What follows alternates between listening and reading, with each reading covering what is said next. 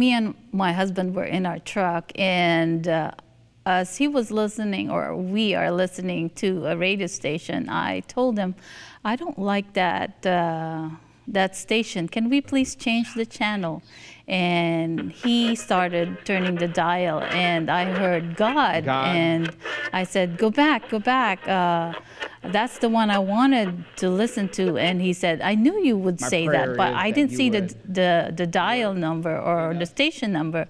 And I said, well, it's 91.1, because my eyes locked on the dial and I saw 91.1. And from then on, whenever I'm with him in the truck, he would put 91.1 on the dial.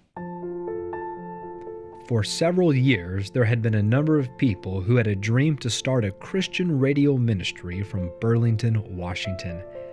After years of talking about it, a board was assembled to take on the project in earnest. Little by little, a plan was formalized, and in early 2016, the plan was put into action, and Radio of Life, KTFJ 104.7, was born. The name Radio of Life was selected as this implies that a more abundant life is only found through Christ. With a range that covers much of Skagit County, Radio of Life can also be streamed on the internet radio station worldwide. We had a returning missionary that had joined our class, Brian Wilson, who grew up here in the valley. He was bringing up in our prayer sessions a number of times, he would bring up, is there a place for FM radio stations ministry in the Skagit Valley? And one of the things we need to be praying for is that God would reach every person in Skagit County with the gospel. And I think one way of letting that happen is by letting us have a radio station. Well, let me share my journey started a while back when I was in depression that led me into gambling. I was feeling empty. I was looking for answers or things to fill me up. And I was lost. I know I was lost. As I was flipping the channel on DirecTV, I got into this Hope channel, which is on channel 368, and Sean Woostra was on, and I got captivated of his teachings, and it drew me closer to the Word of God. I also watched Pastor Doug Batchelor, and one day while he was preaching, at the end of his preaching, he said, I would encourage you guys to go find a church and not just watch us on TV. For me, God is aligning my path towards Him, and because on the way to work, I always pass this church, and every day I would tell myself, someday that church will be my church.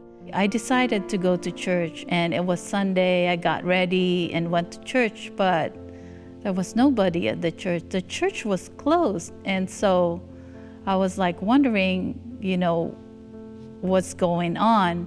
So I went back home and I looked online, and I saw that their services were on Saturday. So the next Saturday, I came to church, and from then on, God has healed my depression and my gambling, and God helped me find a church, a loving church, where people would also help you with your walking with Jesus Christ. It's interesting to see how God leads in what you've done in the past to what He wants you to do. When we came here, the radio station idea hadn't formalized yet, and when I found out about it, it perked my interest because of my background, and I'd done some radio station stuff too. At the time, it was my understanding that the only person that had any radio station experience was Mark, and but they were still needing more people that had some experience, and now we have 2 additional people we have a total of 3, Judson and myself and Mark. The Lord has brought together people from outside of the area, really, to bring us together to do this. The church agreed to allow us to mount the antenna for the broadcast system on the roof of the sanctuary, which was a huge thing. And this church is one of the tallest structures in the area. And so it occurred to us that if we could mount the antenna on this church, we could fulfill that goal and have a good broadcast area.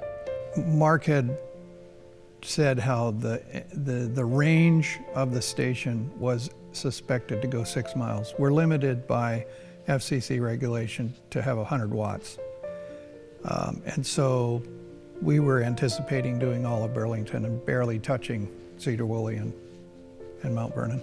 But now that the station is up and we're still only doing 100 watts, I like to think that God has commissioned some angels to blow the signal and make the winds blow and carry it further, because we have had people hear us in all corners of the county, as well as spilling over into 2 neighboring counties.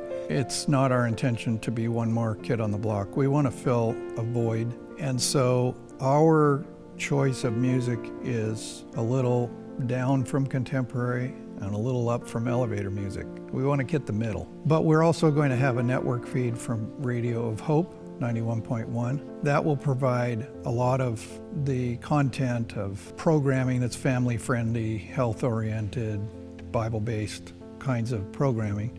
What does the future hold? At this point, we don't anticipate someday being a high-powered station, but I've learned a long time ago that you never know. God will decide what we're going to do.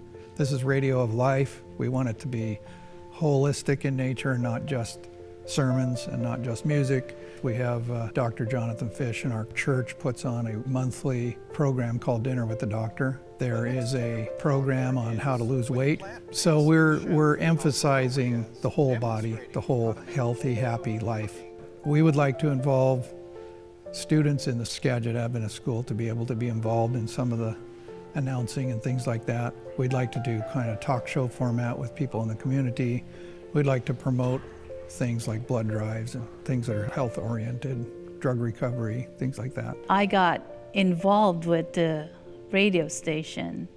I became a board member, and now the radio is running, and it's 104.7 KTFJ, Radio of Life. God has used me to reach out to other people through media also.